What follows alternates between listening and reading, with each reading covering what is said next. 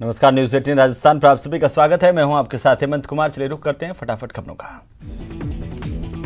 CM Ashok Gehlot रविवार को बीकानेर के दौरे पर रहे। सीएम ने सर्किट हाउस में जनसुनवाई की और लोगों की समस्याओं के निस्तारण के आदेश दिए।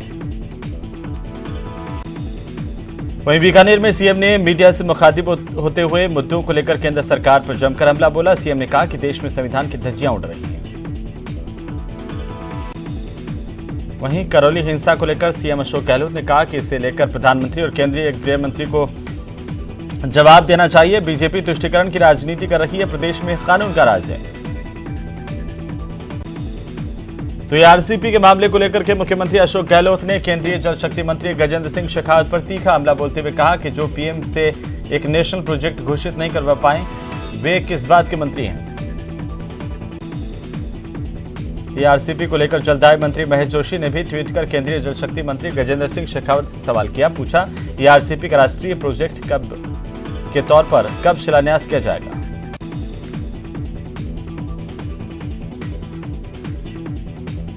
कांग्रेस सरकार में खाद्य और नागरिक आपूर्ति मंत्री प्रताप सिंह खाचरियावास ने रामनवमी पर सरकारी आवास पर राम दरबार सजाया और पूजा अर्चना की। हिंसा को लेकर बीजेपी प्रतिनिधिमंडल आज राज्यपाल से मिलेगा। प्रभावितों के पुनर्वास और दोषियों के खिलाफ कार्रवाई की मांग करेगा। करौली में सोमवार से कर्फ्यू में 8 घंटे की ढील दी जाएगी। मंत्री रमेश मीणा ने कहा कि जिले को जल्द ही कर्फ्यू से मुक्ति मिलेगी।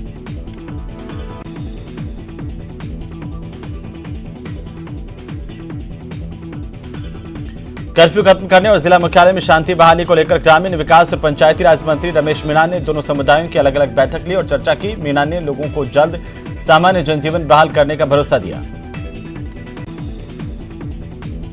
बीजेपी नेता और राज्यसभा के सांसद ओमातू टोंक पहुंचे। यहां पर गणेश माहुर के बेटे की शादी में शामिल हुए। बाद में भाजपा नेताओं और कार्यकर्ताओं से मुलाकात की।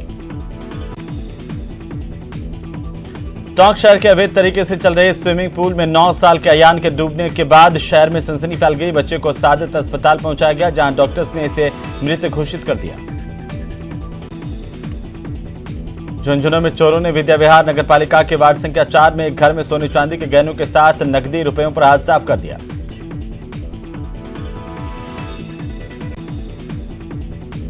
झुंझुनू के बगड़ थाना इलाके में रिजोर्ट संचालक की हत्या के आरोप में पुलिस ने फरार चल रहे एक आरोपी को गिरफ्तार करने में सफलता हासिल की है। बांसवाड़ा में चोरों ने एक वकील के घर पर जमकर उत्पात मचाया। यहां पर खिड़की तोड़कर घर में घुसे चोरों ने 5 लाख के गहने 15,000 केस चोरी कर फरार हो गए।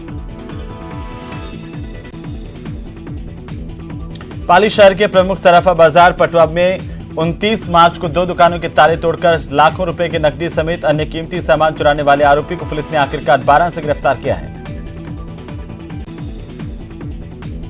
धौलपुर शहर के सदर थाना इलाके के गांव मोरोली का पुरा में देर शाम पति पत्नी में हुए झगड़े के बाद ससुराल में पति ने फांसी का फंदा लगाकर अपनी जान दे दी। श्रीगंगानगर के गजसिंहपुर थाना पुलिस ने ऑपरेशन फ्लश आउट के तहत अवैध हथकरघी शराब के खिलाफ कार्रवाई की। 2 युवकों को गिरफ्तार किया, जिनसे 5 लीटर अवैध शराब बरामद की गई। अलवर में बांसुर में एक युवक ने जहर खाकर के अपनी जीवन लीला समाप्त कर ली। युवक को परिजन बहरोड अस्पताल लेकर पहुंचे, जहां पर चिकित्सकों ने इसे मृत घोषित कर दिया। अरावली विहार थाना पुलिस ने धार्मिक उन्माद फैलाने वाले हिस्ट्री शीटर और बजरंग दल के जिला संयोजक संजय पंडित को गिरफ्तार किया है। इसने सोशल मीडिया पर भड़काऊ पोस्ट डालकर सांप्रदायिक सौहार्द बिगाड़ने की कोशिश की। झालावाड़ में लगातार बदमाशों के हौसले बुलंद होते जा रहे हैं। जिले के सुनेल कस्बे में सुबह घर में अकेली देखकर दाऊदी बोहरा समाज की एक बुजुर्ग महिला के मुंह पर टेप चिपका करके बदमाशों ने बंधक बनाया और सोने की चूड़ियां लूट ली। 12 में आबकारी विभाग ने अवैध शराब के खिलाफ 24 जगहों पर दबिश दी और अवैध देसी शराब के साथ अंग्रेजी शराब जब्त किए। 7 अभियोग दर्ज किए गए। बांसवाड़ा के मोटागांव थाना इलाके में रुपयों का कलेक्शन लेकर लौट रहे बाइक चालक को बदमाशों ने दिन दहाड़े हमला किया, पैसे लूटने की कोशिश की। अलवर में पुलिस ने अवैध हथकरघी शराब पर अंकुश लगाने के लिए अभियान चलाते हुए कार्रवाई की और 20 लीटर अवैध शराब के साथ एक आरोपी की गिरफ्तारी की है। झुंझुनू में चोरों ने विद्या विहार नगरपालिका के वार्ड संख्या 4 में एक घर में सोने चांदी के गहनों के साथ नकदी रुपयों पर हाथ साफ कर दिया। उदयपुर के भोपालपुरा थाना इलाके में एक मकान में युवती का शव मिलने से सनसनी फैल गई। युवती के शव के आसपास खून फैला हुआ था। पुलिस ने हत्या का केस दर्ज किया है। श्रीगंगानगर पुलिस की ओर से चलाए जा रहे ऑपरेशन फ्लैश आउट के तहत जवाहरनगर थाना इलाके में मीरा चौकी पुलिस ने एक युवक को अवैध देसी पिस्टल के साथ गिरफ्तार किया। राजसमंद जिले के भीम थाना इलाके में दो अलग अलग हादसों में एक महिला की मौत हो गई, जबकि एक युवक गंभीर रूप से घायल हुआ है। कोटा के बम्बुलिया गांव के पास अचानक से कार में आग लगी। कार सवार लोगों को सुरक्षित बाहर निकाला गया। धौलपुर के सरानी खेड़ा कस्बे के पास रविवार को गांव भीलगवा के बीधा कपुरा में गैस सिलेंडर से आग लगी। आधा दर्जन घर जलकर के खाक हुए हैं, जिनमें राशन समेत गेहूं, भूसा, सरसों, कपड़े आदि घरेलू सामान जलकर खाक हो गए। बांसवाड़ा के छींच चौराहे के पास बाइक से एक्सीडेंट हुआ। पति पत्नी और बच्चे को गंभीर हालत में अस्पताल पहुंचाया गया। धौलपुर के निहालगंज थाना इलाके के नेशनल हाईवे 3 पर टेम्पो और कार में जबरदस्त भिड़ंत हुई है, जिसमें 2 लोगों की मौके पर मौत हो गई। राजसमंद के कुंभलगढ़ दुर्ग से पहले यूटर्न के पास स्विफ्ट कार पलटी। इस कार में बैठे 2 टूरिस्ट घायल हुए हैं। पुलिस के मुताबिक दोनों ने शराब पी रखी थी। सब्जियों के दाम आसमान छू रहे हैं और ऐसे में जोधपुर की सब्जी मंडी में ग्राहकों की कमी साफ देखने को मिल रही है। दुकानदारों को काफी परेशानी हो रही है। अलवर में थोक फल और खुदरा सब्जी मंडी में टैक्स को लेकर विवाद हो गया। इस मामले पर आजाद सब्जी मंडी फुटकर विक्रेता संघ घंटाघर की ओर से काम का बहिष्कार किया गया है।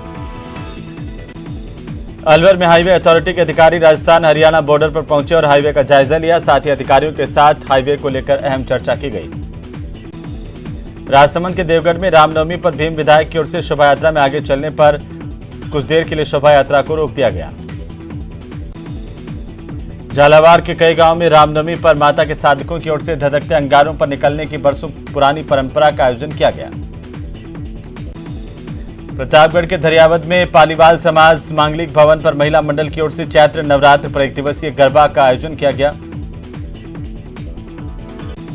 अजमेर में रामनवमी की शोभा यात्रा का ख्वाजा गरीब नवाज की दरगाह के बाहर मुस्लिम समाज की ओर से पुष्प वर्षा कर अभिनंदन किया गया। सीकर में रामनवमी के मौके पर भव्य शोभा यात्रा निकाली गई। इसमें बड़ी संख्या में लोगों ने हिस्सा लिया। चूरू में रविवार को रामनवमी पर शहर के इंद्रमणि पार्क से भगवान राम की शोभा यात्रा निकाली गई। शोभा यात्रा में विधानसभा में उपनेता प्रतिपक्ष राजेंद्र राठौड़ ने शिरकत की। प्रतापगढ़ के जिला मुख्यालय के बारावरदा ग्राम पंचायत में खेड़ा में 2 साल बाद नारसिंह माता मंदिर में मेले का आयोजन किया गया। सिरोही में रामनवमी को लेकर भगवान राम की तमाम लोगों की ओर से शोभा यात्रा निकाली गई। बड़ी संख्या में लोगों ने इस शोभा यात्रा में शिरकत की। अलवर चेस क्लब की ओर से रविवार को शहर के नसियाजी जैन मंदिर में राजस्थान स्टेट रैपिड शतरंज प्रतियोगिता का आयोजन किया गया, जिसमें 140 से अधिक रजिस्ट्रेशन किए गए। अलवर के गायत्री मंदिर में रामनवमी पर हवन यज्ञ के साथ पूर्णाहुति का कार्यक्रम हुआ। 9 दिन में 24,000 गायत्री मंत्रों का अनुष्ठान किया गया। टोंक के देवली में रामनवमी के मौके पर धूमधाम से राम जन्मोत्सव मनाया गया और शोभा यात्रा निकाली गई। श्रीगंगानगर के केंद्रीय कारागृह में भी रामनवमी पर पूजा अर्चना की गई। हवन में बंदियों के साथ केंद्रीय कारागृह अधीक्षक और अन्य कर्मचारी शामिल हुए। झालावाड़ में रामनवमी पर का पर्व हर्षोल्लास के साथ मनाया गया। झालरापाटन में शोभा यात्रा निकाली गई। भरतपुर में रामनवमी पर जगह जगह शोभा यात्राएं निकाली गई। इस दौरान मुस्लिम समुदाय की ओर से शोभा यात्राओं का स्वागत किया गया।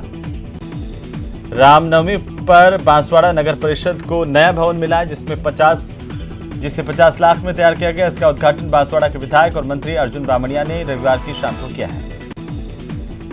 जवाहर कला केंद्र के 29वें स्थापना दिवस के मौके पर आयोजित समारोह के आखिरी दिन रविवार शाम को सिंगर रविंद्र उपाध्याय ने रंगीला राजस्थान थीम पर फ्यूजन प्रस्तुति दी और समा बांध दिया।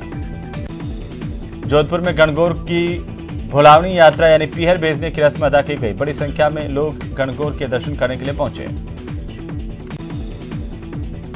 रामनवमी का पर्व छोटी काशी बूंदी में हर्षोल्लास के साथ मनाया गया। इस दौरान एक शोभा यात्रा निकाली गई, जहां पर लोगों ने पुष्प वर्षा कर शोभा यात्रा का स्वागत किया।